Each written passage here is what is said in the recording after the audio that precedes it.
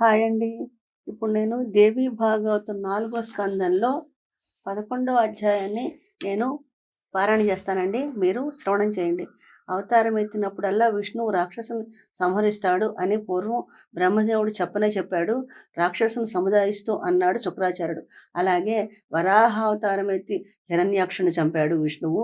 నరసింహావతారం ఎత్తి హిరణ్యకశిపుని చంపాడు. ఆ వరసన రాక్షసులందరినీ పొట్టన పెట్టుకుంటున్నాడు అతడు. తప్పదు, మంత్రబలంతో నాకంటే అతగాడిదే పై చేయి, నా దగ్గరే అతడితో సమానమైన మంత్రబలమే ఉంటే దేవతలందరినీ మీ కాళ్ళ కింద దాసుల్లా పడేసేవాడిని. అయితే ఏం దారి మాకు అన్న రాక్షసులు. మాలో బలవంతులు ఎంతోమంది హతమారిపోయారు, మిగిలిన కొద్దిమంది యుద్ధం సాగించలేరు. అవును, అయితే ఒక ఉపాయం చెప్తాను వినండి. నేను శివుడి దగ్గరికి వెళ్ళి మంత్ర విద్య నేర్చుకుని వస్తాను. అంతవరకు తాపస్సుల మళ్ళీ శాంతంగా అణిగిమణిగి ఉండండి. దేశము కాలము బలము తెలుసుకొని సమయానుకూలంగా సామ దాన భేద దండోపాయాలు ఉపయోగించాలంటారు తెలిసిన వాళ్ళు. కాలం కలిసి రానప్పుడు పగవాడి దగ్గర బానిసతనమైనా చెయ్యాలి. శక్తి కలిగి సమయం చిక్కినప్పుడు శత్రువును సాధిస్తారు బుద్ధిమంతులు. కనుక మీరు సామాన్యత అవలంబించాల్సినప్పుడు మనసులో పగపెట్టుకుని నా రాక కోసం నిరీక్షించండి. శివుడు ప్రసాదించిన మంత్రబలంతో మీరు దేవతల మీద దాడి చేయవచ్చు అన్నాడు శుక్రాచార్యుడు. అనంతరం కైలాసానికి వెళ్ళాడు అతడు. సంధి కోసం ప్రహ్లాదుడు దేవేంద్రుడి దగ్గరికి కొందరు ముక్కుల్ని వెంటబెట్టుకుని దేవేంద్రుడి దగ్గరికి వెళ్ళి వినయంగా విన్నవించాడు ప్రహ్లాదుడు. మహేంద్ర, ఇదిగో మా ఆయుధాలు కవచాలు వదిలిపెట్టాం. మేము యుద్ధ పరికరాలేవి మా దగ్గర లేవు. నారపట్లు కట్టుకుని తపస్సు చేస్తాం. ఇక ప్రహ్లాదుడి మాటలు నమ్మారు దేవతలు. యుద్ధం ఆపేశారు. క్రోధం మానేసి వెళ్ళిపోయారు. అన్న ప్రకారం నారబట్టలు కట్టుకుని కశ్యప ముని ఆశ్రమంలో తాపసుల్లో ఉంటూ వచ్చారు రాక్షసులు. ఎప్పుడు శుక్రాచార్యుడు వస్తాడా, ఎప్పుడు దేవతల మీద పగ తీర్చుకుంటామా అని మాత్రం కలలకంటూ ఉండేవారు. శుక్రాచార్యుడు కైలాస పర్వతం మీదకి వెళ్ళాడు. శివుడికి నమస్కారం చేశాడు. వచ్చిన పని ప్రశ్నించాడు. శివుడు, ప్రభు, దేవతల గురువు బృహస్పతి ఎరగని మంత్రాలు నాకు అనుగ్రహించు. దేవతల్ని ఓడించి రాక్షసుని గెలిపించాలని నా సంకల్పం అంటూ ప్రార్థించాడు శుక్రాచార్యుడు. ఆలోచనలో పడ్డాడు శివుడు. ద్రోహబుద్ధితో వచ్చాడు శుక్రుడు. దేవతలను ఓడించడము, రాక్షసుని గెలిపించడము ఇతని సంకల్పం. ఏదైనా దేవతను రక్షించడం నా కర్తవ్యం అంటూ ఆలోచించి దుష్కరమైన వ్రతం ఒకటి ఆదేశించాడు శుక్రాచార్యుడికి. శిరస్సు క్రిందకి కాళ్ళు మీదకి పెట్టి 1000 ఏళ్ళు పిప్పిలి పొగ తాగుతూ తపస్సు చేస్తే నీ కోరిక సిద్ధిస్తుంది అన్నాడు. చిత్తం అంటూ చేతులు జోడించాడు శుక్రాచార్యుడు. నీ ఆదేశం పాలిస్తాను. శివుడి దగ్గర సెలవు తీసుకున్నాడు. తల్లకిందులుగా ఉండి పిప్పలి పొగ తాగుతూ తపస్సు ప్రారంభించాడు. దేవతలందరికీ ఇదంతా తెలిసిపోయింది. రాక్షసుల కపట వేషం కూడా అవగతమైపోయింది. దేవతలందరూ సమావేశమై ఆలోచించారు. రాక్షసుల మీద దండయాత్ర చేశారు. రకరకాల ఆయుధాలతో వాళ్ళ మీద విరుచుకుపడ్డారు. రాక్షసులు భయపడిపోయారు. దేవతలారా, మేము ఆయుధాలు వదిలి మునివత్తులో ఉన్నాము. మీరు అభయం కూడా ఇచ్చారు మాకు. మా గురుదేవుడు తపస్సులో ఉన్నాడు. ఈ స్థితిలో ఈ ముట్టడి దేనికి? సత్యపరులు మీరు, ధర్మాత్ములు. మీ మాట మీరు నిలబెట్టుకోవద్దా? ఆయుధాలు వదిలిపెట్టిన వాళ్ళని, భయంతో ఉన్నవాళ్ళని, శరణున్న వాళ్ళని చంపకూడదు. మీకు తెలియంది ఏముంది అన్నారు. మోసం చేశారు మీరు. మంత్రబలం కోసం శుక్రాచార్యుని అటు పంపి ఇటు దొంగముని వేషాలు వేసుకుని వచ్చారు. మీ వంచన మాకు తెలిసిపోయింది. అందుకనే ఈ ముట్టడి. రండి, ఆయుధాల పట్టుకు రణరంగంలో ఉరకండి. ఆయుధాలు లేని వాళ్ళతో పోరాడకూడదన్న యుద్ధ ధర్మం మీకు తెలియంది కాదు అన్నారు దేవతలు. తమలో తాము కూడబలుకున్నారు రాక్షసులు. పాలాయనమే అప్పటి కర్తవ్యం అనుకోవడమే తడువు పిక్కబలిమి చూపి పారిపోయారు. అంతమంది కలిసి శుక్రాచార్యుడి తల్లి దగ్గరికి వెళ్ళారు. అందరికీ అభయం ఇచ్చింది ఆమె. భయపడకండి, ఇక్కడ ఏ ఆపద ఉండదు మీకు అంది. ఆమె ఆశ్రమంలో తలదాచుకున్న దానవులు. వారినే వెతుక్కుంటూ వెళ్ళారు దేవతలు. భృగుముని ఆశ్రమంలో వారిని చూచి విరుచుకుపడ్డావు. శుక్రాచార్యుడి తల్లి అడ్డుపడింది. అయినా ఆగలేదు దేవతలు. చేతికి దొరికిన రాక్షసులన్నా బాధటం లంఘించుకున్నారు వాళ్ళు. అది చూసి ఆమె వణికిపోయింది. తన తపోబలంతో నిద్రాదేవిని దేవతల మీద ప్రయోగించింది. దేవేంద్రుడితో సహా దేవతలందరినీ నిద్రాదేవి ఆవహించింది. ఉన్నవారు ఉన్నట్లు కునుకుపడడం మొదలుపెట్టారు. దేవేంద్రుడు కునికిపాట్లు పడడం చూసి విష్ణుమూర్తి అన్నాడు, దేవేంద్ర, నువ్వు నా శరీరంలో ప్రవేశించు.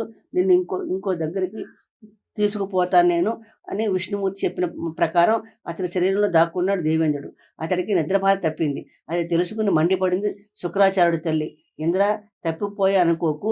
నా తపోబలంతో ఈ దేవతలందరి ఎదుట నిన్ను, నీ విష్ణుమూర్తిని తినేస్తాను. నా తపోబలం ఎలాంటిదో ఇంకా తెలియకుండా ఉంది మీకు అంటూనే ఇంద్రుడి మీద, విష్ణువు మీద తన యోగ విద్య ప్రయోగించింది ఆమె. దాంతో స్తబ్దులై ఉండిపోయారు ఇద్దరు. అది కూడా చూసి దేవతలు గోలుగోలుమన్నారు. వారి ఏడుపులు మొర్రులు చూచి విష్ణుమూర్తితో అన్నాడు దేవేంద్రుడు, దేవా, నా మీద ఈ యోగ విద్యా ప్రభావం అధికంగా ఉంది. నీకు అంతగా బాధించలేనిది అయితే ఇది మనల్ని దహించే ముందు శుక్రాచార్య తలని వధించు. శ్రీహత్య అని ఆలోచించకు. ఈమె దుష్టురాలు, తపోబలంతో గర్వించి ఉంది. ఉపేక్షిస్తే మన సర్వనాశనం తప్పదు. ఇంద్రుడి నోట్లో ఉండగానే సుదర్శన చక్రం చక్రాచార్యుడి తల్లి మీద వేశాడు విష్ణుమూర్తి. ఉత్తర క్షణంలో ఆమె తలకాయ తెగిపడింది. చక్రం అమ్మయ్య అని నిట్టూర్పు వీడ్చాడు దేవేంద్రుడు. దేవతలందరూ జయ జయ ధ్వనాలు చేసుకుని కునుకు వదిలి జయ జయ ధ్వనాలు చేశారు. అయితే విష్ణువు దేవేంద్రుడు మాత్రం దిగులు పట్టుకున్నారు. శ్రీహత్య పాతకమని అది తెలిసి భృగు మహర్షి శాపం పెడతాడని వారి బెంగ. శ్రీ దేవి భాగవత్ 4వ స్కందంలో 11వ అధ్యాయం పూర్తయిందండి. 12వ అధ్యాయాన్ని నేను పారాయణ చేస్తానండి, మీరు శ్రవణం చేయండి. తన భార్య హత్య చూసి నిలువున మండిపడ్డాడు భృగు మహాముని. కోపంతోనూ దుఃఖంతోనూ అతను కపించిపోయాడు. చెయ్యరాని పని చేశావు, విష్ణుమూర్తి మీద ఉరిమాడు ముని. పైగా తెలిసి చేశావు. ఈ ఘోరం బుద్ధిమంతుడు ఎవడు మునిపత్తిని చంపడానికి సాహసించడు. మనసులో కూడా ఇంత పాపం భావించడు. బ్రహ్మ రజోగుణం కలవాడని, శివుడు తమోగుణం కలవాడని, నువ్వు సత్వగుణం కలవాడవని మహామునులు అంటారు. కానీ విపరీత గుణం కనపరిచావు నువ్వు. చంపరాని స్త్రీని, నిరపరాధిని నిష్కారణంగా చంపావు. దురాచారివి నువ్వు. నేను శపిస్తాను, అప్పుడు కానీ నీ పాపానికి ప్రాయశ్చిత్తం కలగదు. పాపాత్ముడా, ఇంద్రుడి మాట విని నా భార్యను చంపేశావు. ఇంద్రుడిని కాదు, నిన్నే శపిస్తాను. పాములో విషం పైకి కనపడదు, అలాగే నీ ద్రోహబుద్ధి పైకి తెలియరాదు. మోసగాడివి నువ్వు. నిన్ను సాత్వికుడైన మూర్ఖులు. నువ్వు తమోగుణుడు, దురాచారివి. కళ్ళార ఇవాళ చూశాను నేను.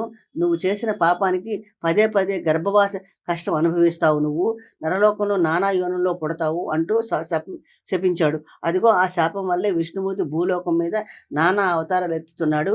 అయితే దానివల్ల లోక కళ్యాణం జరుగుతూ ఉంది. భార్య తెగి మరణించాక భృగుముని గార్గ్యస్థ ధర్మం ఎలా నిర్వహించాడు అని అడిగాడు జనమేజయుడు. క్రోధంతో విష్ణుమూర్తిని అలా శపించి చచ్చిపడిన భార్య దగ్గర కూర్చున్నాడు భృగు మహాముని. ఆమె శిరస్సు మొండాన్ని ఒక దగ్గర చేర్చాడు. దేవి, విష్ణువు నిన్ను చంపాడు, నేను బతికిస్తాను. నేనే ధర్మతత్వం తెలిసిన వాడినైతే, ధర్మం పాలించిన వాడినైతే, సత్యపరుణ్ణైతే నువ్వు బతికి లేవాలి. నా తపోబలం ఈ దేవతలందరూ చూడాలి. సత్యము, శుచిత్వము, వేదాధ్యయనము, తపస్సు నాలో ఉంటే ఇదిగో ఈ కమండలో నీటిలో నువ్వు బతికి లేవాలి అంటూ తన కమండలంలోని చల్లటి నీరు ఆమె మీద చల్లాడు. కమండలపు నీరు పడటంతోనే నిద్రలోంచి లేచింది భృగు మహర్షి భార్య.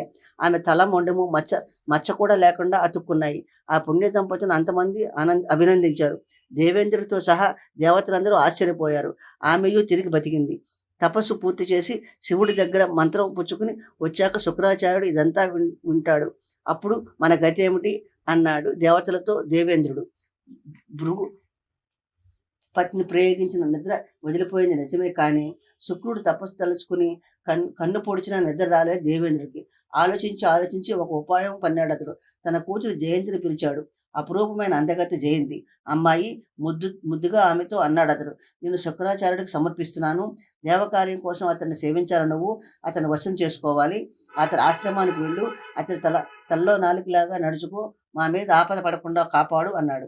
తండ్రి మాట వింది జయంతి. తిన్నగా శుక్రాచార్యుడి ఆశ్రమానికి వెళ్ళింది. తల్లకిందులుగా ఉండి పొగ తాగుతున్న శుక్రాచార్యుని చూసింది. అరిటాకు తీసుకుని అతనికి విసరడం ప్రారంభించింది. అవాటి నుంచి అతనికి శుశ్రూష పూనుకుంది. అతని కోసం నిర్మలమైన చల్లని నీరు పట్టుకుని వచ్చేది. మిట్ట మధ్యాహ్నం ఎండ పడకుండా పైన బట్టతో నీడ కల్పించేది. షష్ఠి ఘడియలు సదాచారం పాటించేది. అరముగ్గిన పళ్ళు తెచ్చి అర్పించేది. దర్భలు, పువ్వులు సమర్పించేది. శాపానికి భయపడి శృంగార చేష్టలేవి కనబడనివ్వకుండా ఉండేది. మధురమైన మాటలతో శుక్రాచార్యుని స్తోత్రం చేసేది. అతడు ఆచమనం చేయడానికి నీళ్ళు ఇచ్చేది. అలా అతడికి అనుకూలంగా అనావరతన సేవ చేస్తూ ఉండేది. దేవేంద్రుడు మాత్రం చింతగానే ఉండేది. అడపా దూతలను పంపుతూ సంగతి తెలుసుకుంటూ ఉండేవాడు అతడు. ఎన్నో సంవత్సరాలు శుక్రాచార్యుడు పరిచర్య చేసిన జయంతి. ఇంద్రియాలు జయించి ఏ వికారము లేకుండా తపస్సు చేశాడు శుక్రాచార్యుడు. 1000 ఏళ్ళు నిండాయి. శివుడు ప్రత్యక్షమయ్యాడు. శుక్రాచార్య, నీ తపస్సుకు సంతోషం కలిగించింది. నాకు వరమిస్తున్నాను, స్వీకరించు. లోకంలో నువ్వు చేసేవి చూసేవి అవన్నీ నీకు లోబడి ఉంటాయి. ఎవరు నిన్ను చంపలేరు. మంత్రశక్తి నీ స్వాధీనంలో ఉంటుంది అంటూ వరమిచ్చి అంతర్ధానమయ్యాడు. అనంతరం జయంతిని చూచి, సుందరి, ఎవరు నువ్వు? ఎవరి కూతురివి? ఏం కావాలి నీకు? అసలు ఎందుకు వచ్చావు ఇక్కడికి? చెప్పు, ఏం కావాలో చెప్పు. అది ఎంత దుష్కర్మ పనైనా సరే ఇస్తాను. ఎంతో సేవ చేశావు. సంతోషంగా ఉంది నాకు. సందేహించకు. ఇష్టం వచ్చిన వరం అడుగు అన్నాడు శుక్రాచార్యుడు. నాకేం కావాలో తపోబలంతో నువ్వే తెలుసుకో అంది జయంతి. తెలుసుకునే ఉన్నాను. అయినా అడుగుతున్నాను. ఏం కావాలో చెప్పు. నీ శుభం కోరుతున్నాను. నీ పరిచర్య అంత తృప్తిపరిచింది నన్ను అన్నాడు శుక్రుడు. నేను దేవతల రాజు కూతుర్ని జయంతి అంటారు నన్ను. మా తండ్రి నన్ను నీకు అర్పించాడు. జయంతుడు, మా అన్న, నేను నిన్ను ప్రేమించాను. నన్ను స్వీకరించు. నా అభిలాష నెరవేర్చు. ప్రాతిపత్య ధర్మం పాలిస్తూ నిన్ను ప్రేమిస్తాను అంది జయంతి. అంగీకరించారు శుక్రుడు. అయితే 10 ఏళ్ళు అదృశ్యంగా ఉంటే ఎవ్వరికీ తెలియకుండా నాతో రమించు స్వేచ్ఛగా అన్నాడు. ఆమెను తన ఇంటికి తీసుకుపోయి వివాహం చేసుకున్నాడు. 10 ఏళ్ల దాకా ఆమెతో క్రీడించాడు. ఈ 10 ఏళ్ళు మాయ పన్ని ఏ ప్రాణికి అవపడలేదు అతడు. తమ గురువు మంత్రబలం సంపాదించి తపస్సు నుంచి తిరిగి వచ్చాడని విన్నారు రాక్షసులు. అతడి దర్శనం కోసం వచ్చారు వాళ్ళు. కానీ ఆచార్యుడు జయంతితో క్రీడిస్తూ ఉండి కనబడలేదు. తమ ఆశలన్నీ అడియాశలైపోయాయని దిగులు పడిపోయారు రాక్షసులు. విచారంతో గురువుని వెతకటం ప్రారంభించారు. అవపడలేదు ఆచార్యుడు. వచ్చిన దారిని మళ్ళీపోయారు రాక్షసులు. భయంతోనూ విచారంతోనూ కుంగిపోయారు వాళ్ళు. జయంతితో కామక్రీడల్లో శుక్రుడు నిమగ్నుడై ఉన్నాడని విన్నాడు దేవేంద్రుడు. బృహస్పతి దగ్గరికి వెళ్ళి ఇలా అన్నాడు. గురుదేవ, ఇప్పుడు ఏమిటి కర్తవ్యం? నువ్వు రాక్షసుల దగ్గరికి వెళ్ళి వారిని మోహంలో ముంచాలి. నీ బుద్ధి యావత్తు వినియోగించాలి. ఎలా అయినా మన కార్యం సాధించాలి. బృహస్పతి శుక్రాచార్యుడు రూపం ధరించాడు. దానవుల దగ్గరికి వెళ్ళాడు. అంతమందిని పిలిచాడు. తమ గురువే అనుకుని సంబరపడ్డారు రాక్షసులు. చేతులు జోడించి అతని ముందు నిలబడ్డారు. మీ అందరికీ స్వాగతం అన్నాడు మాయా శుక్రాచార్యుడు. మీ మేలు కోసం కైలాసం నుంచి తిరిగి వచ్చాను. మీ క్షేమం కోసమే దుష్కర్మన తపస్సు చేశాను. శివుని మెప్పించాను. మంత్రవిద్య సంపాదించాను. ఇదంతా మీకు నూరు పోస్తాను. సంతోషంగా గంతులు వేశారు రాక్షసులు. స్వర్గం అరచేతిలో పడిందనుకున్నారు. దండాలు పెట్టారు. దేవతలంటే భయమేమీ లేదంటూ బోరలు విరుచుకు తిరిగారు. శ్రీదేవి భాగవతం 4వ స్కందంలో 12వ అధ్యాయం పూర్తయిందండి. 4వ స్కందంలో 13వ అధ్యాయాన్ని పారాయణ చేస్తానండి. మీరు శ్రవణం చేయండి. జనమేజయుడు అడిగాడు. రాక్షసుల కళ్ళల్లో కారం చల్లి శుక్రాచార్యుడు రూపం ధరించాడా బృహస్పతి? బాగుంది. తర్వాత ఏం జరిగిందట? అన్ని విద్యలు ఎరిగిన దేవగురువు కదా అతడు. అంతవాడు మోసానికి తెగించాడన్నమాట. ధర్మశాస్త్రాలని సత్యమే ధర్మానికి మూలమని ఘోషిస్తున్నాయి. సత్యం పరమాత్మను చేరుస్తుందంటారు మునులు. దేవతల గురువు గారే అసత్యానికి నెట్టుకుంటే లోకంలో అబద్ధాలు కోరు కాకుండా ఎవడుంటాడు? బ్రహ్మాండం అంతా ఎదుట కుప్ప పోసిన కడుపు పట్టినంత వరకే కంటే హెచ్చుగా తినలేడు. ఆ జనుడు పొట్ట కోసం మహామునులను అబద్ధం ఎందుకు ఆడారో మోసానికి తెగించారు గురుదేవుడు. గొప్పతనం ఏముందిక? దేవతలు సత్వగుణంలోనూ, మనుషులు రజోగుణంలోనూ, పశువులు పక్షులు అవి తమో గుణంలోనూ పుట్టాయి కదా అని చెబుతారు. సత్యగుణంలో పుట్టిన దేవతలు గురువే అసత్యవాది అయితే రజోగుణం తమో గుణంలో పుట్టిన వాళ్ళను అసత్యపరుడు కాక సత్యపరులు అవుతారా? ధర్మం మాత్రం ఎలా నిలుస్తుంది? బ్రహ్మ, విష్ణువు, శివుడు, ఇంద్రుడు 50 మంది మోసగాళ్ళు గురువులా అవుపిస్తున్నారు. వశిష్ఠుడు, వాసుదేవుడు, వామదేవుడు, విశ్వామిత్రుడు, బృహస్పతి పాపకర్మల్లో పాళ్ళుంటే ధర్మం ఎలా నిలబడుతుంది? బ్రహ్మ, ఇంద్రుడు, అగ్ని, చంద్రుడు వంటి దేవతలు పరస్పరం హరిస్తే ఇక శిష్టాచారం ఎక్కడ ఉంటుంది? నాయన అందుకున్నాడు వ్యాసుడు. విష్ణువే కానీ, బ్రహ్మదేవుడే కానీ, శివుడే కానీ, దేవతల గురువు బృహస్పతే కానీ కామక్రోధాలు లేకుండా పోతాయా? వారిలోనూ రాగద్వేషాలుంటాయి. అయితే కొంతమంది చాకచక్యం వల్ల పెద్ద మనుషులు మాత్రం అవి లేనట్టు నటిస్తారు. పైకి అంతే సమయం వచ్చినప్పుడు మాత్రం లోపల గుట్టు బయటపడుతుంది. ఏ గుణం కలవాడు ఆ గుణం తప్పకుండా ప్రదర్శిస్తాడు. బ్రహ్మాది దేవతలను ఆ గుణాలతోనే పుట్టారు. వారి శరీరాలను పాతిక తత్వాలతోనే తయారవుతాయి. అందులో సందేహం లేదు. వారికి చావు పుట్టుకలు ఉంటాయి. ఎదుటి వాళ్లకు ఉపదేశించినప్పుడు ప్రతివాడు బుద్ధిమంతుడే అయిపోతాడు. కానీ స్వంత విషయం వస్తే మాత్రం అన్ని ఉపదేశాలు కొండెక్కిపోతాయి. కామం, క్రోధం, లోభం, మోహం, ద్రోహం, అహంకారం, మత్సరం వదిలిపెట్టిన మనిషి లోకంలో ఎవడున్నాడు? లోకం తీరే ఇది. అయితే మంచి చెడ్డ కలిసి ఉంటాయి. విష్ణుమూర్తి ఒకప్పుడు తపస్సు చేస్తాడు. దేవేంద్ర ఒకప్పుడు యజ్ఞాలు చేస్తాడు. ఆ విష్ణుమూర్తి ఒకప్పుడు లక్ష్మీదేవితో వైకుంఠంలో భోగ విలాసాలు అనుభవిస్తాడు. ఒకప్పుడు రాక్షసులను చంపుతాడు. ఒకప్పుడు రాక్షసుల చేత చిత్తుగా దెబ్బలు తింటాడు. దుఃఖము సుఖము అతడను అనుభవిస్తాడు. ఒకప్పుడు యోగనిద్రలో ఉంటాడు. అవసరం వచ్చినప్పుడు యోగనిద్ర ప్రేరణ వల్ల తెలుసుకుంటాడు. బ్రహ్మాది దేవతలు, మునులు, చరాచర జంతుకోటి యావత్తు చావు ముఖాన పడుతుంది. మరణించిన వారు తిరిగి పుడతారు. పుట్టిన ప్రతివాడు కామక్రోధాలు కలిగే ఉంటాడు. రవ్వంత సందేహం లేదు అందులో. కామక్రోధాదులు మొదలైన అంతశత్రువుల కారణంగా ఈ సంసారం అవకతవకల పాలవుతుంది. వీటి నుండి బయటపడిన మనుషుడు ఎక్కడో కానీ కనబడడు. కామం మొదలైన వికారాలకు దూరంగా ఉండదలుచుకున్నవాడు వివాహమే చేసుకోడు. సంసార జంజాటంలోకి అక్కరలేదు అతడికి. ద్వంద్వాలకు అతీతుడుగా ఉంటాడు. వివాహం చేసుకున్న కొందరు ఉదాసీనం వహిస్తారు. వారి దశ విపరీతంగా పరిణమిస్తుంది. ఈ సందర్భంలో బృహస్పతి భార్య తారను చంద్రుడు పోవడం, తమ్ముడు ఉతజ్జుడి భార్యను బృహస్పతి అనుభవించడము ఉదహరించవచ్చు. సంసార పంకంలో దిగబడిన వాడికి ముక్తి ఎలా ఉంటుంది? ముక్తి కావలసిన వాడికి ఒక్కటే ఉంది ఉపాయం. సంసారం వాసన వదిలిపెట్టి సచ్చిదానంద రూపిణి ఆయన దేవిని ఆరాధించడమే. ఈ విశ్వమంతా అయోమయంలో పడి తాగిన వాడిలా భ్రమిస్తుంది. దేవి అనుగ్రహం కలిగితేనే ఎంతటి వాడికైనా ముక్తి. అది తప్ప మరో మార్గం లేదు. భగవతి అనుగ్రహం లేనిదే సుఖమే లేదు. దయామయి ఆమె. అందుచేత అన్ని జంజాటాలు వదులుకొని ఆమెని ఆరాధించాలి. ఆ తల్లిని ఆరాధిస్తే మనిషి జీవన్ముక్తుడవుతాడు. 84 లక్షల యోనుల్లో జన్మించాక దుర్లభమైన మానవజనం లభిస్తుంది. మానవజనంలో ఆ దేవుని భజించిన వాడు పాపంచాలన్నీ ఎక్కి చివరి మేడలో ప్రవేశించక కింద పడిపోడిన వాళ్ళే సమానుడంటారు. విశ్వమంతా అహంకారంతో నిండి ఉంది. సత్వ రజస్తమో గుణాలతో పెనవేసుకుని ఉంది. అసత్యం ప్రాణి మాతృని వదలదు. అయినప్పుడు ముక్తి గహనమే కదా. అందుచేత అన్ని జంజాటాలు మానుకొని ఆ తలని భువనేశ్వరుని ఆరాధించాలి. అయితే శుక్రాచార్యుడు రూపంలో రాక్షసుల దగ్గరికి వెళ్ళి ఏం చేశాడు బృహస్పతి? శుక్రాచార్యుడు చెప్పుడు తిరిగి వచ్చాడు రాక్షసుల దగ్గరికి అని అడిగాడు జనమేజయుడు. విను అంటూ చెప్పుకున్నాడు వ్యాసుడు. వాళ్ళకి కామ విద్య నేర్పాడు బృహస్పతి. అలా వంచన చేసి వాళ్ళని తప్పుదారి పట్టాడు. లోభం గలవాళ్ళు మోహంలో పడ్డారంటే వింతేముంది. ఇంతలో 10 ఏళ్ళు నిండాయి. అంతవరకు జయంతో కామసుఖం అనుభవించిన శుక్రాచార్యుడు రాక్షసులు తనకు వచ్చారు. పాపం వాళ్ళు నా కోసం కళ్ళు కాయలు కాసేట్టు చూస్తూ ఉంటారు. వాళ్ళ దగ్గరికి చప్పున వెళ్ళి చూడాలి. వారి అవస్థ ఎలా ఉందో. నేనంటే ప్రాణం పడతారు వాళ్ళు. ఈలోగా దేవతలు ఏ ఉపద్రవం కల్పించారో వాళ్ళ మీద. ఇలా ఆలోచిస్తూ జయంతితో అన్నాడు అతడు ప్రేయసి. మనం చేసుకున్న నియమం ప్రకారం 10 ఏళ్ళు పూర్తయ్యాయి. నా కన్న బిడ్డల వంటి వాళ్ళు రాక్షసులు దేవతల కింద పడున్నారు. వాళ్ళ బానిసలుగా. అందుచేత వాళ్ళ దగ్గరికి వెళ్ళి నేను వాళ్ళని చూసి మళ్ళీ తిరిగి వస్తాను అన్నాడు. అలాగే కానివ్వండి అంది జయంతి. మీ ధర్మానికి అడ్డురాను అంది. రాక్షసుల దగ్గరికి వచ్చాడు శుక్రుడు. తన స్థలంలో బృహస్పతి ఉన్నాడు.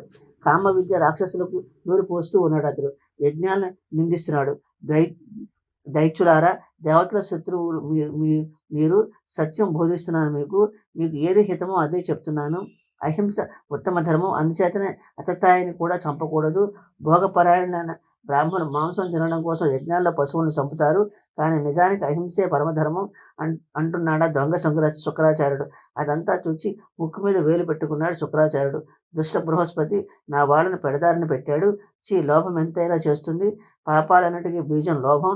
నరకానికి రహదారి లోభం. బృహస్పతి వంటి పండితుడిని కూడా అబద్ధాలు కూరి చేసింది లోభం.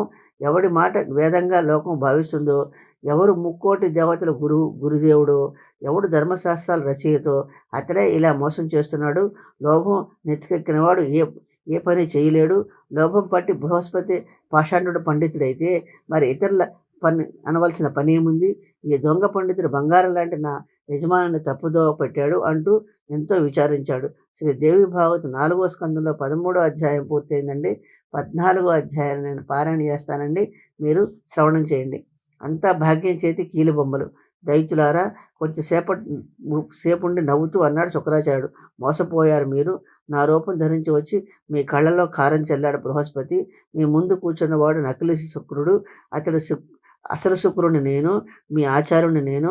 దేవతల కార్యం కోసం నా రూపంలో వచ్చాడు ఈ వంచకుడు బృహస్పతి. నమ్మండి, పెద్ద మోసం జరిగిపోయింది. ఈ దొంగ శుక్రుడి మాటలు నమ్మకండి, తరిమేయండి. ఇతన్ని రండి, నా మాటలు వినండి. చిక్కుల్లో పడిపోయారు రాక్షసులు. ఇద్దరూ ఒకలాగే ఉన్నారు.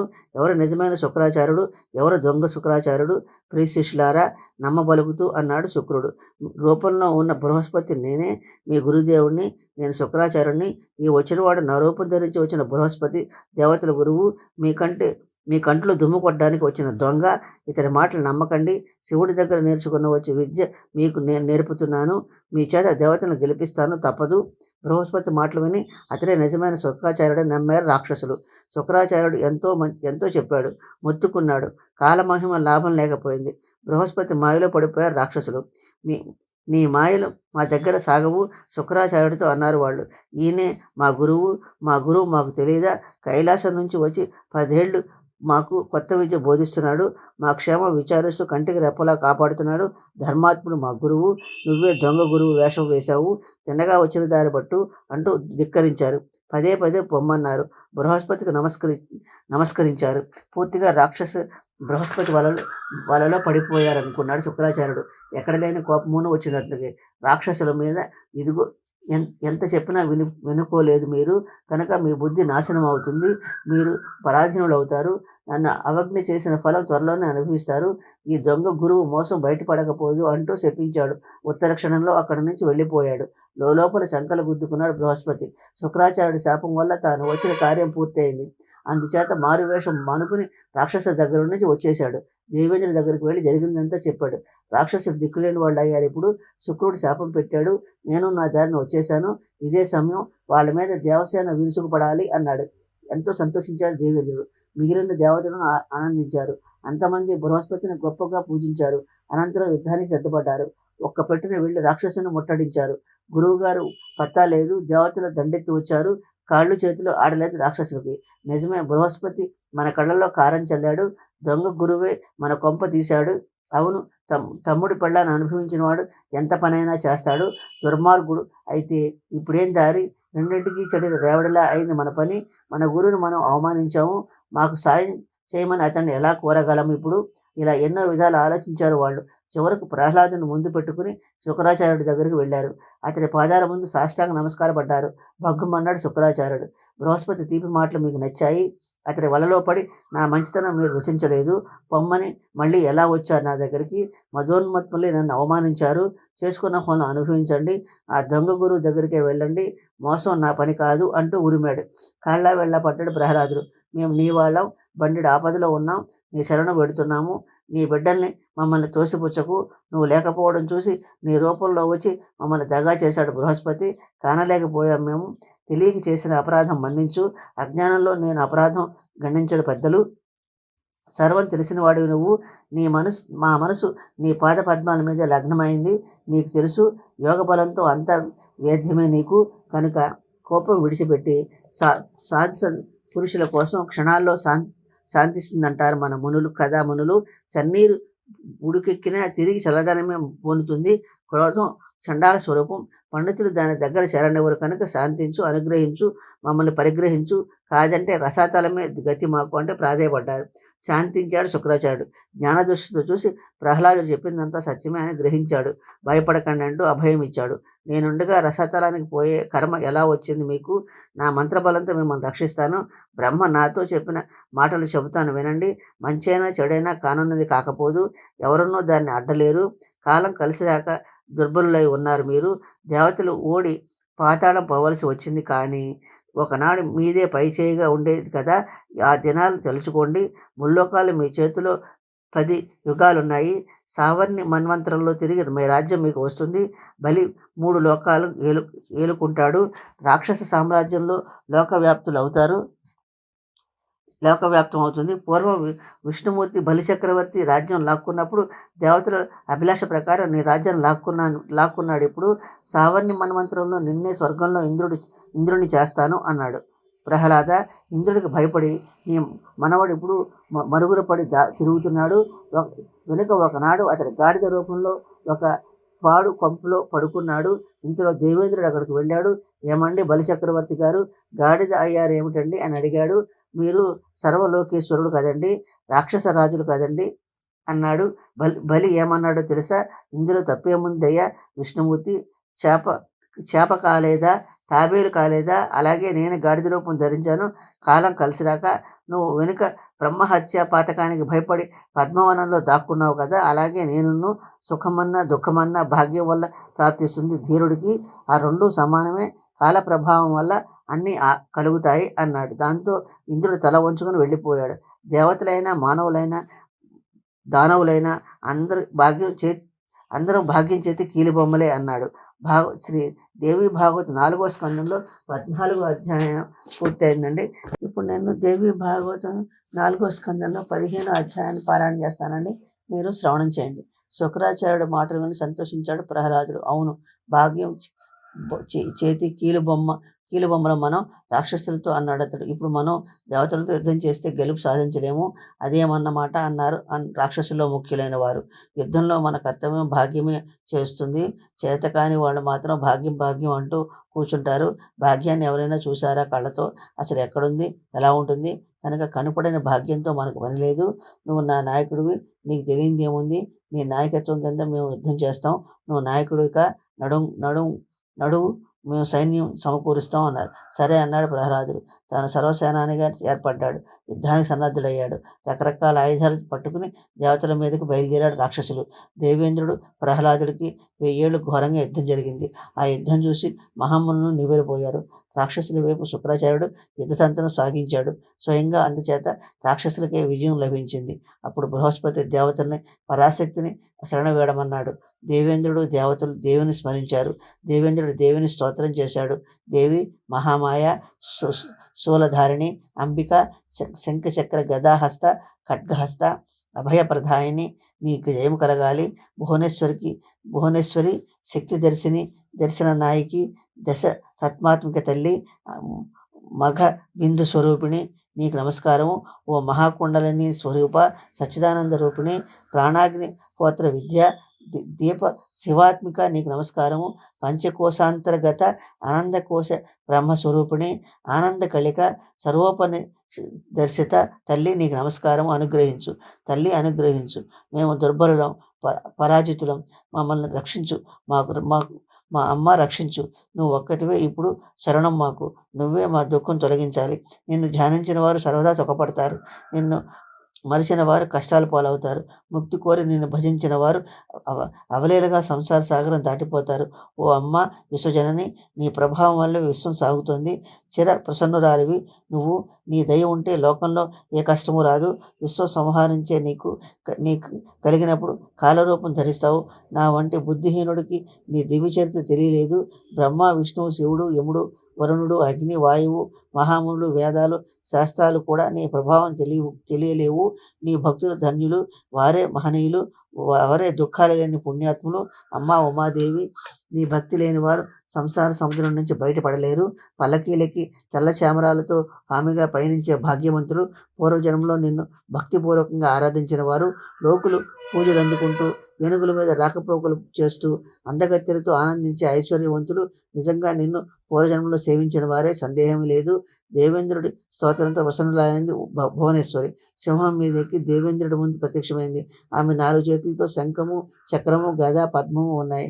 అందంతో ఉట్టిపడుతూ ఉన్నాయి నేత్రాలు. ఎర్రబట్ట కట్టుకుంది ఆమె. దివ్య మూలాలు వేసుకుంది. ఓ దేవతలారా, అభయం ఇస్తూ అందే, భయపడకండి, శుభం ప్రసాదిస్తానంటూ తన సింహాన్ని రాక్షసుల మీద నడిపింది. సింహం మీద ఎదుటికి వస్తున్న దేవుని చూచారు రాక్షసులు. గజగజలాడారు. ఏం దారి! స్వయంగా చండికి రణరంగంలో దిగింది. ఈమె మహిషాసురుని హతమార్చింది. చండముండుల్ని చంపేసింది. ఓరచూపుతో మధుకైటలను మట్టి కదిపించింది. ఈ మహాశక్తి మనల్ని కూడా సంహరిస్తుంది, తప్పదు అంటూ తెల్లమోహాలు వేశారు. అవును, యుద్ధం కూడదిప్పుడు అన్నాడు ప్రహ్లాదుడు. పాలాయన మంత్రమే మన ప్రాణం రక్షిస్తుంది. పారిపోతే ఊరుకుంటుందా ఈ చండిక అన్నాడు నముచి. త్రిశూలం విసిరి అందరినీ హతమారుస్తుంది. అందుచేత ఇంకేదైనా ఉపాయం చొప్పున ఆలోచించండి. ముందు ఈమెను స్తుతించడమే మంచి పని నా అభిప్రాయము. తరువాత ఈమెను ఒప్పించి పాతాళం పోదాం అన్నాడు. అదే మంచిది అన్నాడు ప్రహ్లాదుడు. ఆ దేవి మహామాయ, సృష్టి స్థితి లయకారిణి, సర్వజనని, భక్తి జనాల భయ నివారణి. ఈమెను స్తోత్రం చేస్తాను అంటూ చేతులు జోడించాడు. తల్లి జగద్ధాత్రి, నీ విశాల శరీరంతో ఈ చరాచర విశ్వమాల సర్పమని భ్రాంతి కలిగిస్తుంది. ఓం హింకార స్వరూపిణి భగవతి, నీకు నమస్కారం తల్లి. ఈ విశ్వం నీ సృష్టి. బ్రహ్మ, విష్ణువు, శివుడు కేవలం నిమిత్త మాత్రులు. వారున్న నీ సృష్టి. సకల జీవుల తల్లివి నువ్వు. దేవతలు, రాక్షసులు నీ సంతానమే అయినప్పుడు ఈ అంతరం ఎందుకమ్మా? కొడుకులు మంచివారైనా చెడ్డవారైనా తల్లి భేదభావం చూపుతుందా? అమ్మ, రాక్షసులు మంచివాడైనా చెడ్డవాళ్ళైనా నీ కొడుకులే కదా. అమ్మ, పురాణాలన్నీ నిన్ను విశ్వజనని అనే చాటుతున్నాయి. దేవతల్లోనూ స్వార్థం ఉంది. అయినప్పుడు వాళ్ళకి మాకు అంతరం ఏముందమ్మా? మా ఉభయంలో భేదం ఉండదంటే అది అజ్ఞానం వల్ల అన్నమాట, కానీ మరొకటి కాదు. రేయింబగళ్ళు మేము ధనం మీద స్త్రీల మీద ఆసక్తి కలిగి ఉన్నామంటావా? దేవతలు మాత్రం కలిగి లేరా తల్లి? దేవతలు కశ్యప ముని కుమారులు మేమును కశ్యప సంతానమే అయినప్పుడు మా మీద ఈ భేదభావం ఎందుకమ్మా నీకు? అందరినీ కన్న తల్లివి నువ్వు. దేవతలను చూసినట్టు రాక్షసుని చూడాలి తల్లి. గుణాల కలయిక వల్లే దేవతలు రాక్షసులు కూడా పుట్టారు. కామక్రోధాలు ఉభయంలోనూ ఉన్నాయి. మాలో కల్పించిన భేదభావం నీ లీలలో ఒక లీల మాత్రమే. యుద్ధం చూడాలని నీకు కౌతుకం కలిగింది. దేవ దానవులు యుద్ధం సృష్టించావు. ఇలా కాకపోతే వాళ్ళు మేము అన్నదమ్ములం కాదా? మాలో మాకు ఈ యుద్ధం ఏమిటి? నువ్వు కనుకపోతే యుద్ధమే లేదు కనుక ధర్మం తెలుసు. దేవేంద్రుడు తెలిసి ఆయన భోగాల కోసం సర్వదా కలహిస్తున్నాం మేము. నువ్వు తప్ప ఈ సంసారంలో శాసనములు లేరు కనుక దేవతలు రాక్షసులు ఐకమత్యంగా ఒకటే సముద్రం చిలికారు. అయితే విష్ణుమూర్తి మాత్రం వలపక్షం చూపి అమృతం పంచాడు. నువ్వే అతన్ని జగద్గురువు చేశావు. ఆయన లోభం వల్ల లక్ష్మీదేవిని తాను తీసుకున్నాడు. విష్ణుమూర్తి అంగీకారంతో ఇంద్రుడు ఐరావతం తీసుకున్నాడు. కల్పవృక్షము కామధేనువు ఉచ్ఛ్వేశ్వరము తీసుకున్నారు. మిగిలినవన్నీ దేవతలే ఎంచుకున్నారు. ఇంత అన్యాయం చేసిన దేవతలు పెద్ద మనుషులే అయ్యారు. దురభిమాని విష్ణువు దేవతల్ని పెద్ద పెద్ద పదవుల్లో నిలబెట్టాడు. ఇంతలో పోయిందా? రాక్షసుల ఘోరమైన పరాభవం జరిగింది. నువ్వే చూడు తల్లి, ధర్మం ఎక్కడుందో? ఎవరమ్మా ధర్మపరులు? ఎవరమ్మా సాధువులు? ఎక్కడుంది ధర్మం? ఎవరితో మొరపెట్టుకో? మీమాంసకులు నిర్విశ్వరవాదం సమర్థిస్తారు. తార్కికులు యుక్తివాదం పట్టుకుంటారు. వేదవాదకులు విధి మీద ఆధారపడతారు. విశ్వసృష్టి పురుషుడు చేశాడంటారు ఒకరు. జడవాదులు ప్రకృతి అంతటికి కారణమంటారు. విశ్వమంతటికి ఒక్కడే కర్త అయితే ఇన్ని విరోధ భావాలు ఉండనే ఉండవు.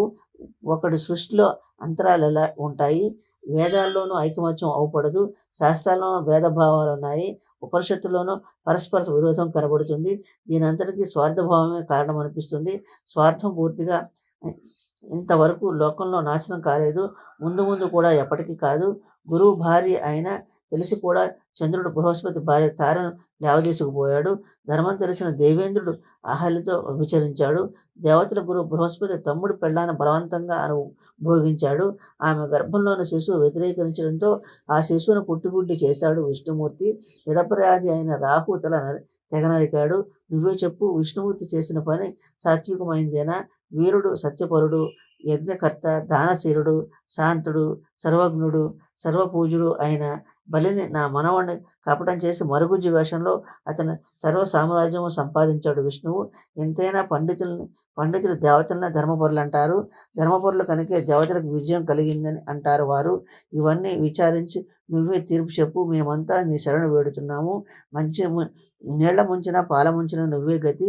బతికిస్తే బతికించు, హతమారిస్తే హతమారుచు అన్నారు. మీరంతా పాతాళానికి పొండి అంది దేవి. అక్కడ మీకు ఇష్టం వచ్చినట్లు సుఖంగా ఉండండి. క్రోధం విడిచిపెట్టండి. కాలం కలిసి వచ్చే వరకు వివీక్షించండి. అక్కడే మీకే భయము రాదు.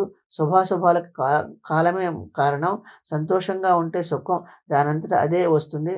లోభం పట్టిన వాడికి ముల్లోకాల్లో సామ్రాజ్యం దొరికినా సుఖం ఉండదు. లోభం కల వాళ్ళకి పూర్తిగా ఫలం లభించినా సుఖం లేకపోయింది. సత్యయుగంలో కూడా కనుక భూలోకం వదిలి పాతాళ లోకానికి వెళ్ళండి. మీరు నా ఆజ్ఞ మన్నిస్తే మీ పాపాలు పటాపంచులవుతాయి. భాగవత్ ఆజ్ఞ ప్రకారం పాతాళ లోకానికి పయనమైపోయారు రాక్షసులు. అక్కడ వారికి అన్ని విధాలా రక్షణ కల్పించింది దేవి. ఆమె అంతర్ధానమయ్యాక వెళ్ళిపోయారు దేవతలు. అవాల్టి నుంచి దేవతలు రాక్షసులు విరోధ భావం లేకుండా గడుపుకు వచ్చారు. జనమేజయ ఈ కథ పూర్తిగా విన్న మనిషికి దుఃఖాలుండవు. చివరికి దేవి లోకం లభిస్తుంది. శ్రీ దేవి భాగవత్ 4వ స్కందంలో 15వ అధ్యాయం పూర్తయిందండి. 16వ అధ్యాయాన్ని చదువుతానండి, పారాయణ చేస్తాను. మీరు శ్రవణం చేయండి. భృగు పెట్టిన శాపం వల్ల విష్ణు భగవానుడు ఏ మన్వంతరంలో ఏ అవతారం ఎత్తాడు? జనమేజయుడు అడిగాడు. సంక్షిప్తంగా చెప్తాను విను అంటూ అందుకున్నాడు వ్యాసుడు. చాక్షుక మన్వంతరంలో ధర్ముడు పుట్టాడు. ధర్ముడికి నరనారాయణుడు అవతరించారు. త్రేతాయుగంలో వైవస్వత మన్వంతరంలో విష్ణువు దత్తాత్రేయుడు అవతరించాడు. అత్రిముని భార్య అనసూయ కోరిక మీద బ్రహ్మ, విష్ణువు, శివుడు ఆమె గర్భంలో పుట్టారు. బ్రహ్మ చంద్రుడే ఉంటే శివుడు దుర్వాసుడే పుట్టాడు. విష్ణువు దత్తాత్రేయుడే అవతరించాడు. 4వ యుగంలో అతడికి హిరణ్యాక్షుని చంపడం కోసం సగం నరుడు సగం సింహం ఒక శరీరంతో 2 రూపాలతో అవతరించాడు. త్రేతాయుగంలో బలిచక్రవర్తి పట్టరాని ప్రభావం అణగదొక్కడం కోసం కశ్యపముని గర్భంలో మరుగుజ్జుగా అవతరించాడు.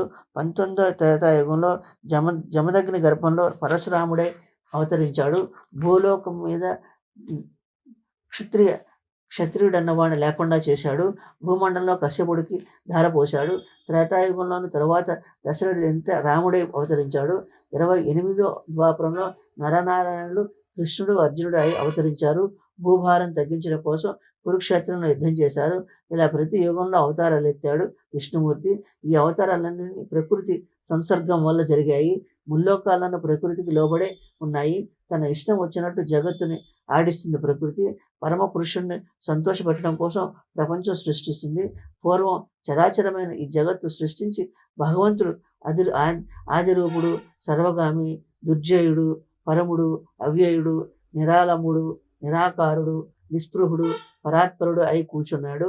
ఆ భగత్ పురుషుడికి ఉపాధి భేదాలతో బ్రహ్మ, విష్ణువు, శివుడు సృష్టి సంహార కార్యాల్లో నియమితులయ్యారు. వీరికి పైన పరాశక్తి ఉంది. జగత్తు సృష్టి చేయడం వల్ల ఆమె పరాకృతి అనిపించుకుంటుంది. పాలించడం వల్ల శివుడు శివ అనిపించుకుంటుంది. కల్పాంతరంలో సంహరిస్తుంది కనుక కామద అనిపించుకుంటుంది. ఇలా 3 రూపాలు ధరిస్తూ విశ్వాన్ని మోహంలో ముంచుతుంది ఆమె. ప్రకృతి సంసర్గంలో బ్రహ్మ సృష్టిస్తాడు, విష్ణువు పాలిస్తాడు, శివుడు సంహరిస్తాడు. పూర్వం ఆ భగవతే కాకుత్సుడని మహారాజును పుట్టించి రాక్షస సంహారం కోసం వినియోగించింది. ఈ సంసారంలో విధి తంత్రం వల్లే ప్రతి ప్రాణి సుఖదుఖాలు అనుభవిస్తుంది. శ్రీ దేవి భాగవతం 4వ స్కందంలో 16వ అధ్యాయం పూర్తయిందండి. దేవి భాగవతం 4వ స్కందంలో 17వ అధ్యాయాన్ని నేను పారాయణ చేస్తానండి. మీరు శ్రవణం చేయండి. నా సందేహాలు నివారించు. మునీంద్ర, జనమేజయుడు అడిగాడు. దేవేంద్రుడు పంపగా బద్రికాశ్రమం వెళ్ళి నరనారాయణను మోహించిన అప్సరసుల విషయం ఏమైంది? నరనారాయణ ముని ఏం చేశాడు? వ్యాసుడిలా చెప్పుకుపోయాడు. నారాయణుడు వారిని శపించడానికి సిద్ధపడ్డాడు. నరుడు అడ్డుకున్నాడు. నారాయణుడు శాంతించాడు. చిరునవ్వుతో తీయని మాటలతో అప్సరసలతో ఇలా అన్నారు. అప్సరసలారా, ఈ జన్మలో మేము వివాహం ఆడమని నిశ్చయించుకున్నాము కనుక మమ్మల్ని మన్నించి స్వర్గం వెళ్ళిపోండి. మంచివాళ్ళు ఎవరు ఇతరుల వ్రతాన్ని భంగపరచకూడదు. శృంగార రసంలో స్థాయి భావం రతి, బ్రహ్మచారులం కనుక మా దగ్గర అది లేదు. అయినప్పుడు మాకు మీకు సంబంధం ఎలా కుదురుతుంది? కారణం లేని కార్యం ఉండదని పండితుల సిద్ధాంతం. దాన్నే కవులు స్థాయి భావం అన్నారు. నా అవయవాలు అందమైనవే కనుక మీ అందరి ప్రేమకు పాత్రుడయ్యాను. ధన్యుణ్ణి, భాగ్యవంతుణ్ణి నేను. మీరంతా అనుగ్రహించి ఈ బ్రహ్మచర్య వ్రతం రక్షించండి. ముందు వచ్చే జన్మలో నేను మీ భర్తనవుతాను. దేవకార్యం కోసం 18వ ద్వాపరంలో నేను అవతరిస్తాను. అప్పుడు మీరు వివిధ రాజ్యాల్లో రాజపుత్రికలే పుడతారు. అదిగో అప్పుడు మీకు నాకు భార్యాభర్తల సంబంధం ఏర్పడుతుంది. అలా వారిని ఒప్పించి అందరినీ స్వర్గానికి పంపేశాడు నారాయణముని. అమరావతి వెళ్ళి జరిగిందంతా దేవేంద్రుడితో విన్నవించారు అప్సరసలు. వాళ్లతో వచ్చిన ఊర్వశిని వాళ్ళని చూసి సంతోషించాడు దేవేంద్రుడు. నారాయణముని మెచ్చుకున్నాడు. నిజంగా అతడే ధైర్యవంతుడు, అసాధారణ తపస్శాలి అతడు. అందుకనే తన తడలోంచి ఊర్వశి మొదలైన ఇంతటి అపురూపమైన అందగత్తెను పుట్టించాడు. నరనారాయణ తిరిగి తపస్సులో నిమగ్నమయ్యారు. భూభారం తగ్గించడం కోసం వారు కృష్ణార్జునులే అవతరించారు. తండ్రి, నరనారాయణ వృత్తాంతం విని అడిగాడు జనమేజయుడు. కృష్ణావతార కథ వివరంగా వినిపించు, నా సందేహాలు తొలగించు. శ్రీ కృష్ణ బలరాముల్ని కన్న దేవకీ వసుదేవులు అన్ని కష్టాలు అనుభవించారు. ఏం చేత? కంసుడు కారాగృహంలో అరదండాలతో అష్టకష్టాలు పడ్డారు వాళ్ళు. అయితే ఎంత తపస్సు చేశారో భగవంతుడు వారి బిడ్డడై పుట్టాడు. మధురలో పుట్టిన శ్రీ కంసుడు కృష్ణుడిని గోకులం ఎలా చేరాడు? కంసుడిని చంపాక తర్వాత ద్వారక ఎందుకు వెళ్ళిపోయాడు? మధుర అందమైన పట్టణం, అవన్నీ ఉన్న నగరం, తన పూర్వులు రాజధాని, అది వదిలి ద్వారక వంటి అనార్య దేశానికి ఎందుకు వెళ్ళాడు? కృష్ణవంశం ఒక బ్రాహ్మడి శాపం వల్ల నాశనమైందా? భూభారం తగ్గించి భగవంతుడు నిర్యాణం పొందాడా? భూమికి బరువైన పాపాత్ములు కృష్ణార్జులు హతమార్చి వదిలిపెట్టారు కదా. తన అనంతరం తన స్త్రీలను ఎత్తుకుపోయిన వాళ్లను చంపకుండా ఊరుకున్నాడు ఎందుకని? భీష్మ, ద్రోణులు, కర్ణుడు, బాహ్యుడు, విరాటుడు, వికర్ణుడు, దృష్టముజముడు, సోమదత్తు మొదలైన వారు రణరంగంలో వీరస్వర్గం పొందారు. వీరిని చంపి భూభారం తగ్గించి భగవంతుడు ఆ దొంగలను ఊరుకున్నాడేమి. ప్రతివతులు కదా కృష్ణుడి భార్యలు. వాళ్ళ చివరి దశలో అలా దుఃఖం ఎందుకు అనుభవించారు? పుత్రశోకంతో మరణించాడు హఠాత్తుగా వసుదేవుడు. కృష్ణ కృష్ణ భక్తులను పరమ ధార్మికులు కదా పాండవులు.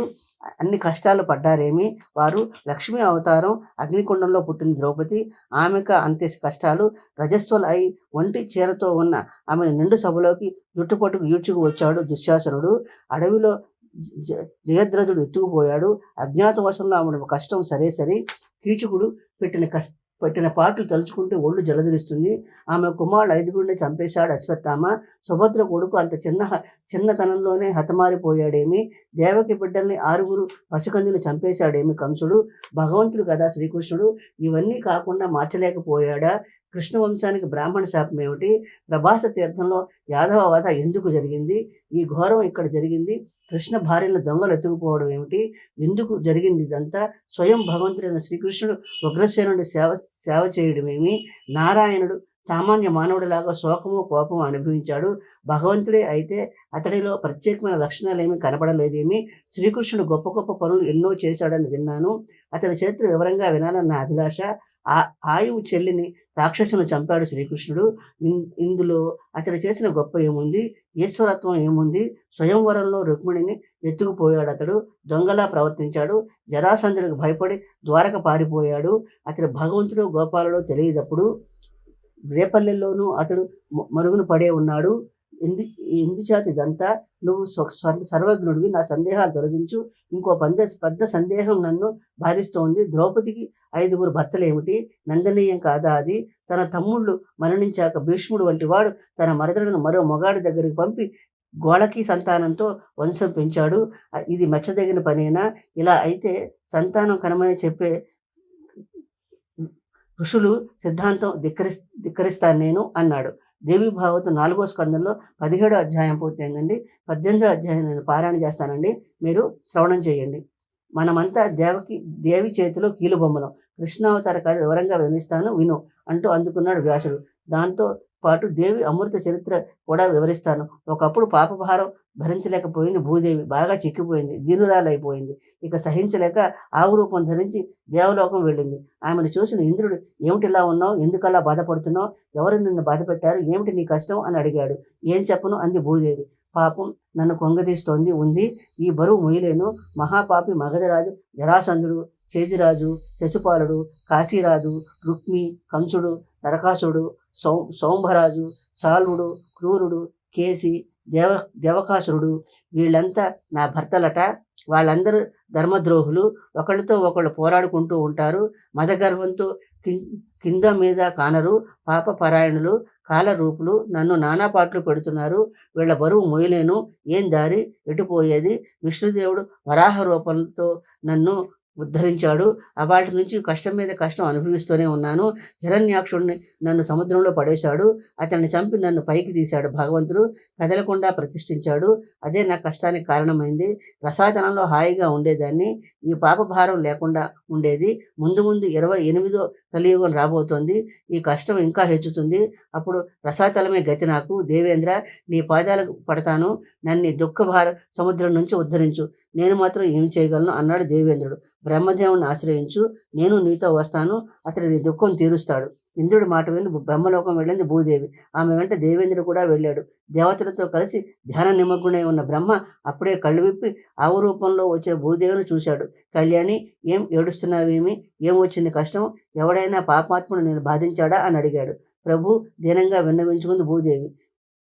పాడు కలియుగం పరిగెత్తుకు వస్తోంది. భయంగా ఉంది నాకు. ప్రజలందరూ పాపాత్ములే పోతారు. రాజులందరూ దుర్మార్గులే పోతారు. తమలో తాము కొట్టుకుంటూ ఉంటారు. దారి దోపుడు వాళ్ళని పేటరేగిపోతారు.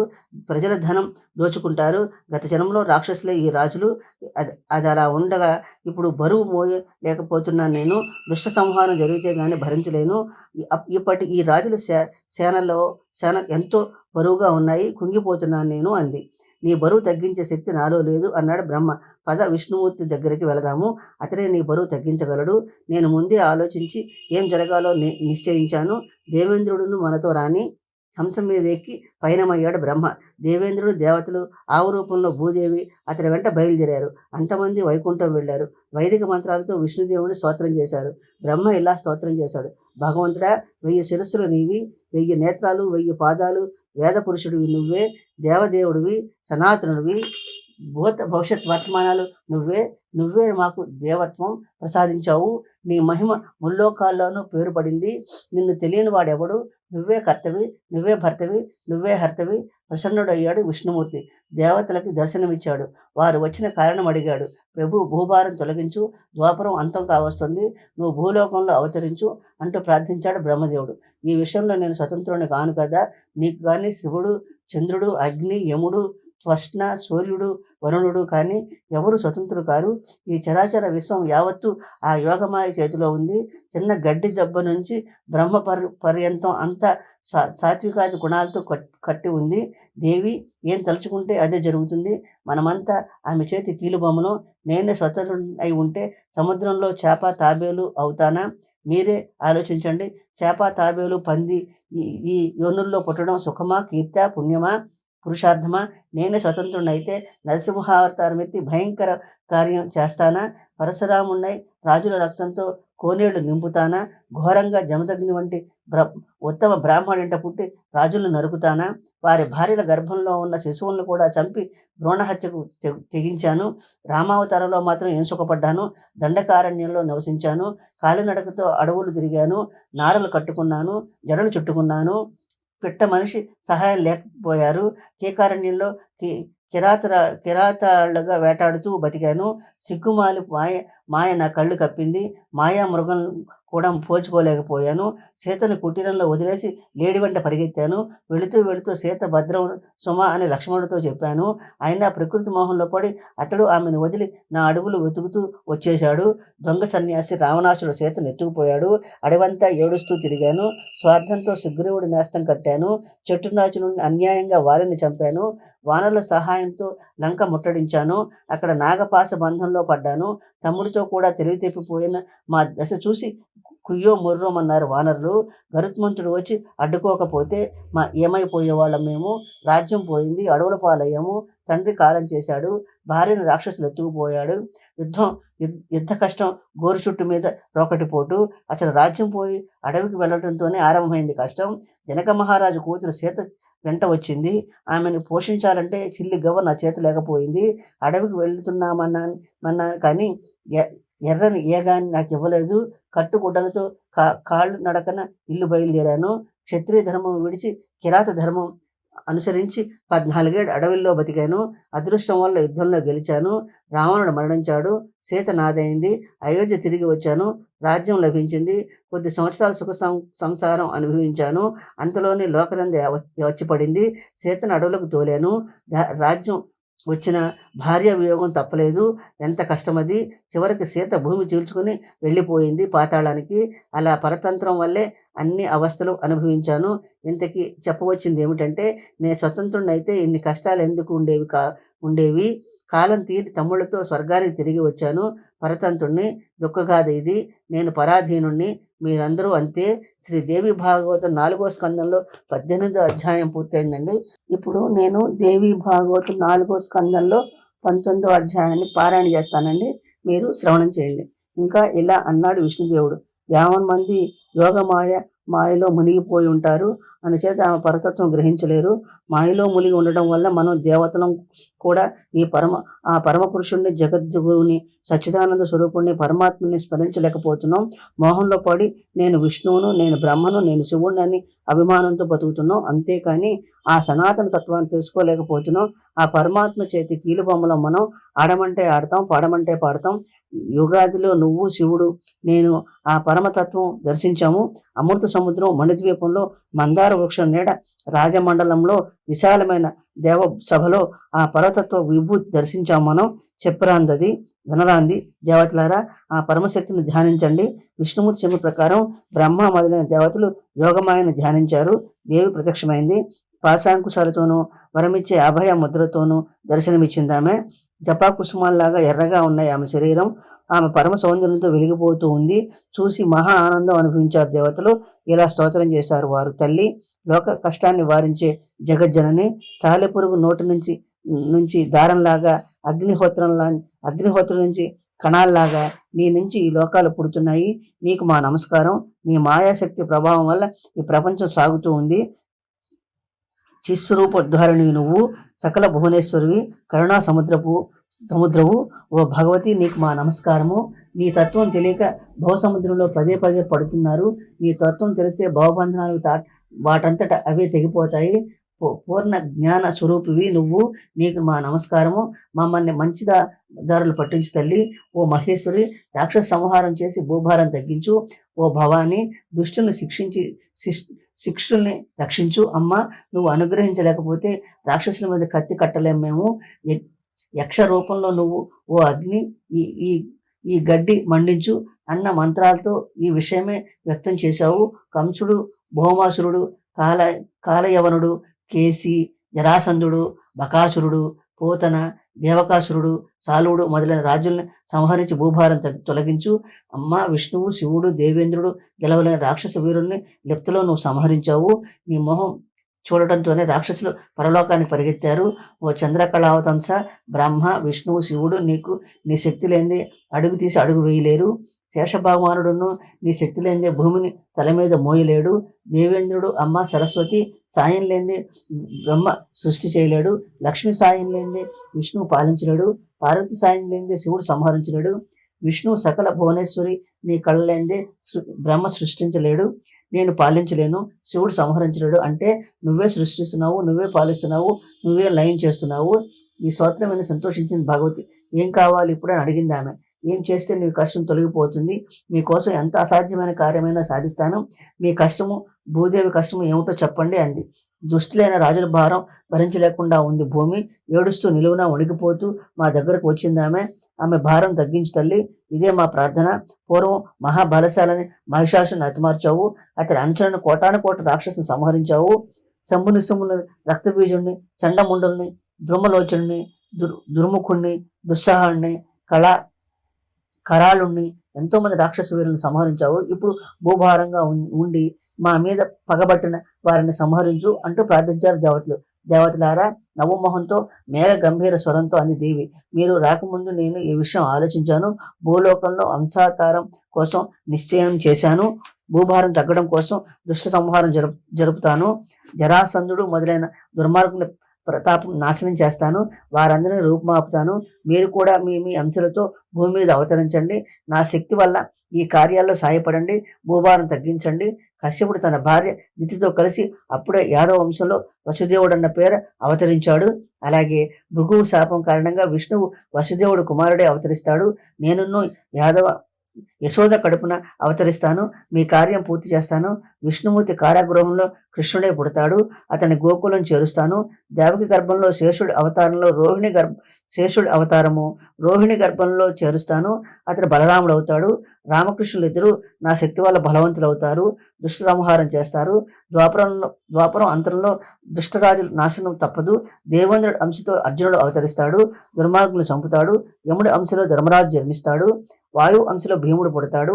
అశ్విని కుమారుడు అంశలో నకుల సహదేవులు పుడతారు. వసు అంశంలో భీష్ముడు పుడతాడు. మీరంతా దుష్టులైన రాజుల నాశనానికి కారకులు అవుతారు.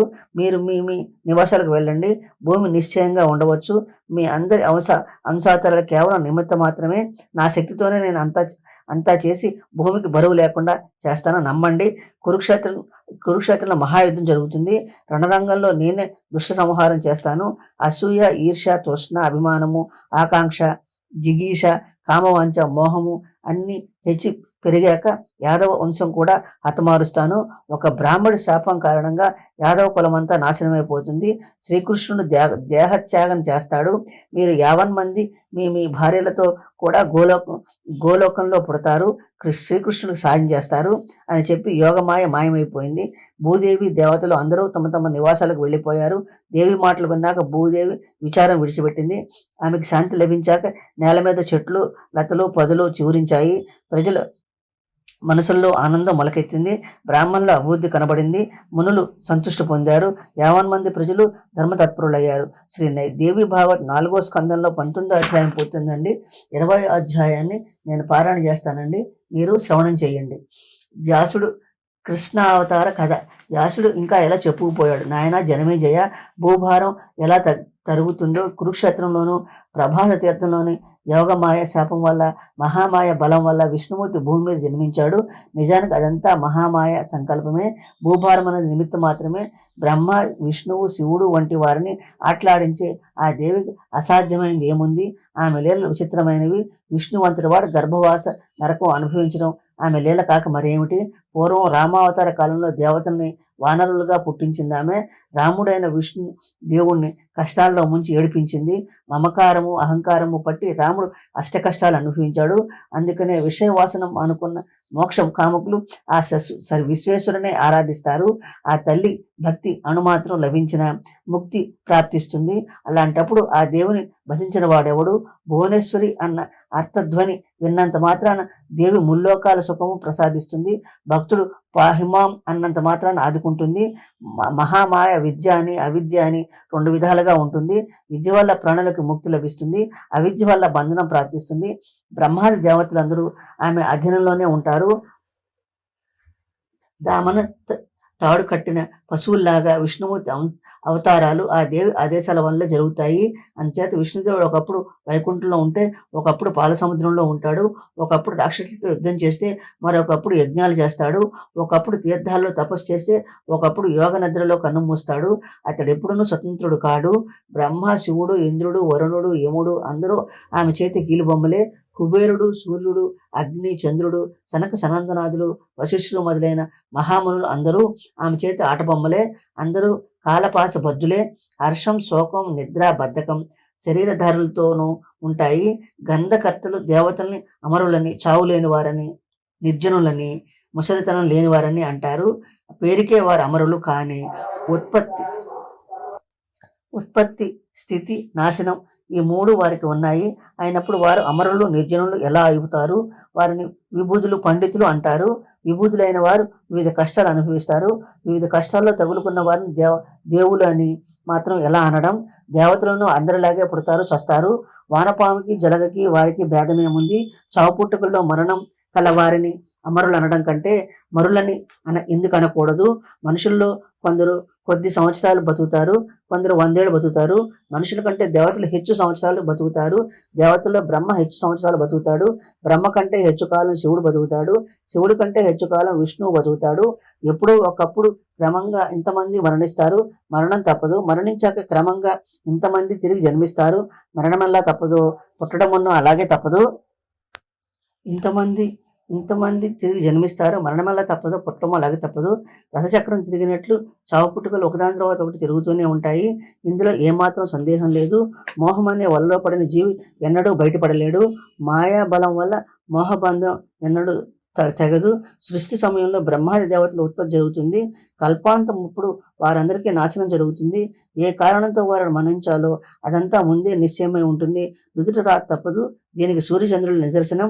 50 మందికి సుఖం కలిగిస్తారు వారు. ఆయన రాహు వారిని బాధపడతాడు. అందరికీ సుఖం ప్రాప్తించే సూర్యుడు కుమారుడు శని అందరినీ కష్టపడతాడు. అతన్ని లోకులు మండుడు అంటారు. చంద్రుడిని లోకానికి ఆనందం అనుగ్రహిస్తాడు. అయితే అతడికి కలంకము, క్షయరోగము తప్పలేదు.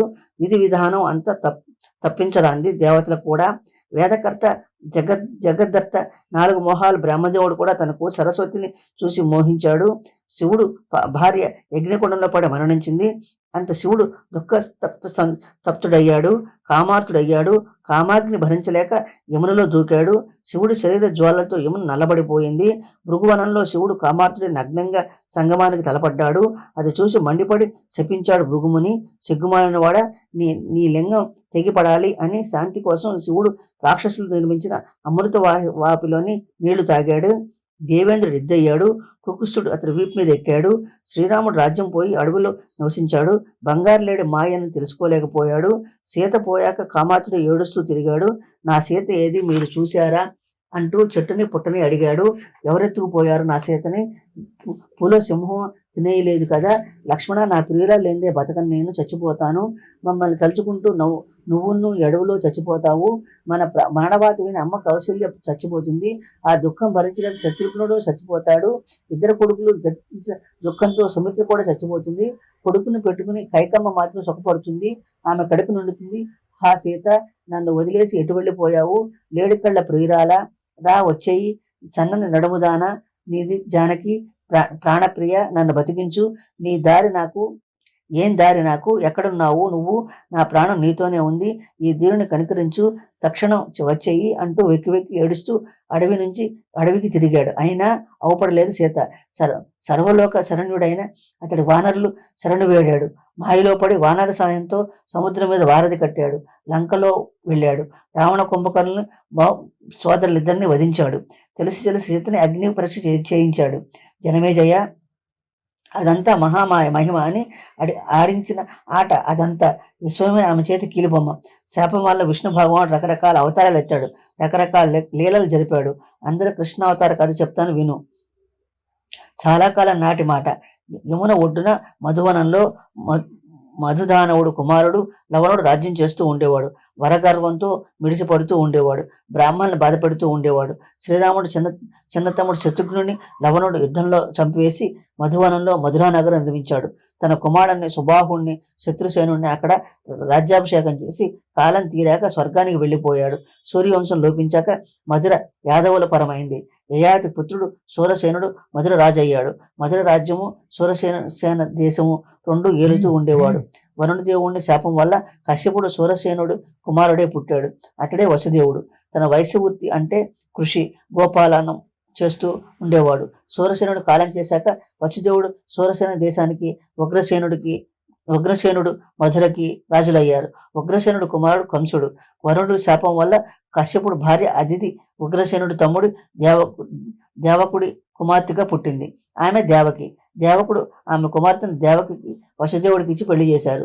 పెళ్లి ముగిసా ఆకాశవాణి ఇలా పలికింది: కంస, దేవకి అష్టమ గర్భంలో పుట్టిన కుమారుడు నిన్ను చంపుతాడు అని వినిపించింది. కంసుడు నిశ్చలపోయాడు. విచారించాడు. ఏం చేయడమని ఆలోచించాడు. దేవకుని చంపేస్తే ఈ గండం గడిచిపోతుందని నిశ్చయించుకున్నాడు. మరో ఉపాయం లేదనుకున్నాడు. అయితే నా చెల్లెలు కదా ఈమె, చేజేతులా ఎలా చంపును చెల్లెల్ని అంటూ ఎంతో తటపటాయించాడు. చెల్లెలు ఏమిటి, ఈమె నీ మృత్యువు. పాపం చేసైనా తను తాను కాపాడుకోవాలంటారు పండితులు. అనంతరం ప్రాయశ్చిత్తం చేసుకుంటే పాపం పోతుంది, కానీ ప్రాణం పోతే మరి రాదు. కనుక పాపం చేసైనా ప్రాణం రక్షించుకోవడం బుద్ధిమంతుల పని అనుకున్నాడు. ఆ ఆలోచనలు తట్టడంతోనే చుర్రను కత్తి తీశాడు. దేవకు జుట్టు పట్టుకుని నరకబోయాడు. దేవన్మంది ఆహాకారాలు చేశారు. వసుదేవుని పక్షం వాళ్ళు ధనుస్సులు, బాణాలు పట్టుకున్నారు. యుద్ధానికి సిద్ధపడ్డారు. కంస, దేవకుని వదిలిపెట్టు అంటూ వచ్చి అడ్డుపడ్డారు. దేవకుని విడిపించారు. కంసుడి పక్షం వాళ్ళకి, వసుదేవుడి పక్షం వాళ్ళకి యుద్ధం ఘోరంగా జరిగింది. తెలిసిన యాదవ వృద్ధులు అడ్డుపడి యుద్ధం ఆపారు. వాళ్ళు కంసుడితో ఇలా అన్నారు: కంస, దేవకి మీ పినతండ్రి కూతురు, నీ చెల్లెలు, ఆమెను వధించకూడదు. స్త్రీహత్య దుఃఖహేతువు, పాపహేతువు, అపకీర్తికరం. నీ వంటి వీరుడు ఎంతో భూతం పలికిన మాటలు విని నమ్మి ఇలా కుకుస్సిక కార్యానికి తలపడడం ఏమిటి? ఏ పగవాళ్ళో వసుదేవుడు అంటే పడని వాళ్ళు ఆకాశవాణి పలికినట్టు అలా పలికి ఉంటారు. నీ నీతి పాడు చేయడానికో, వసుదేవుడి మీద పగ తీర్చుకోవడానికో ఎవడో మాయ పన్నిన పన్నాగం ఇది. చెల్లెల వద మహాపాపం, పైగా పెళ్లి కూతురు నరకడం మహాఘోరం. ఇదిలా ఉంచు. ఆకాశవాణి అన్నట్లే జరగాలనుకుంటే అడ్డుపడగలవారు ఎవరైనా ఉన్నారా? కాకున్నది కాక తప్పుతుందా? ఇలా ఎంత చెప్పినా వినుకోలేదు కంసుడు. ఆలోచించి వసుదేవుడు ఇలా అన్నాడు: కంస, సత్యం సాయం వల్ల ముల్లోకాల్లో నిలబడి ఉంది. ఇదిగో ఆ సత్యం మీద ఒట్టు పెట్టుకుని చెబుతున్నాను. నా దేవ కడుపున పుట్టిన బిడ్డలందరినీ నీకు ఇచ్చేస్తాను. అలా పుట్టగానే నా కుమారుని నీ చేత పెట్టకపోతే నా పూర్వీకులందరి మీద కుంభీపాకులను నరకంలో పడతారు అన్నాడు. వసుదేవుడు ప్రతిజ్ఞ విని యాదవులందరూ మేలు అన్నారు. వసుదేవుడు అసత్యమాడి ఎరగడు, అన్నమాట తప్పడు. కనుక కంస, దేవకిని వదిలిపెట్టు.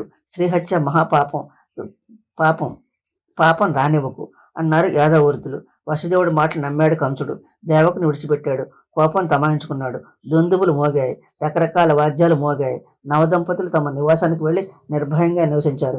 శ్రీ దేవి భాగవత్ 4వ స్కందంలో 20వ అధ్యాయం పూర్తయిందండి. నా ఛానల్ కూడా సపోర్ట్ చేయండి, సబ్స్క్రైబ్ చేయండి, లైక్ చేయండి, షేర్ చేయండి. ఇప్పుడు నేను పారాయణ చేసేది మీరు ఏమైనా లోపాలు ఉంటే నాకు కామెంట్ రూపంలో తెలియచేయండి. నాకు కొంచెం సపోర్ట్గా ఉంటుందండి. నా ఛానల్ని సపోర్ట్ చేయండి, సబ్స్క్రైబ్ చేయండి, లైక్ చేయండి.